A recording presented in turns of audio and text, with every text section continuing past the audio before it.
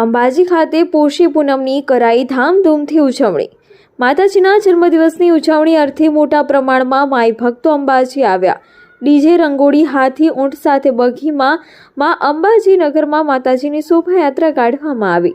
ગુજરાતના પ્રસિદ્ધ યાત્રાધામ અંબાજી ખાતે પોષ સુદ પૂનમ એટલે જગતજનની માં અંબાના જન્મદિવસ તરીકે ઉજવાય છે, જેની માઈ ભક્તો ઉત્સુકતાથી વાટ જોતા હોય છે। તેવા પવિત્ર દિવસે માં અંબાના જન્મદિને માતાજીના ચરણોમાં શીશ નમાવવા દેશ વિદેશથી માઈ ભક્તો અંબાજી ખાતે આવી પહોંચે છે।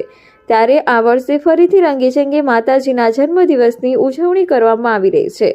અંબાજી ખાતે પોષી પૂનમની ઉજવણી અર્થે 14ની રાત્રિથી જ અંબાજી મંદિર દેવસ્થાન ટ્રસ્ટ દ્વારા રંગારંગ કાર્યક્રમો મંદિરના ચાચર ચોક ખાતે યોજવામાં આવે છે, જેમાં માતાજીના ગરબાનું આયોજન કરવામાં આવ્યું હતું। અંબાજી ખાતે પૂનમ અને 14 તિથિનું મહત્વ ભક્તોમાં ગણાય છે, જેથી ભક્તો પૂનમના આગલા દિવસે જ અંબાજી ખાતે આવી પહોંચે છે।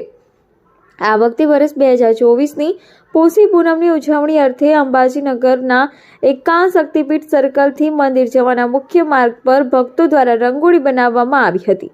માતાજીની નગર શોભાયાત્રા માટે ગબ્બર ખાતેથી અખંડ જ્યોત માતાજીના નિજ મંદિર ખાતે લવાઈ હતી અને માતાજીની નગર શોભાયાત્રા મુખ્ય શક્તિ દ્વારથી શરૂ કરી સમગ્ર અંબાજી નગરમાં હાથી પર માતાજીને બેસાડીને કરવામાં આવી હતી।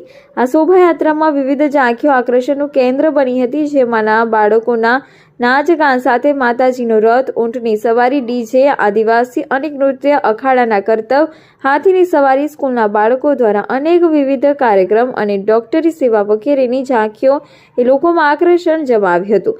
માતાજીના દર્શનાર્થે આવેલ માઈ ભક્તો પણ માતાજીના શોભાયાત્રામાં જોવા રસ્તા વચ્ચે ઊભા રહી ગયા હતા।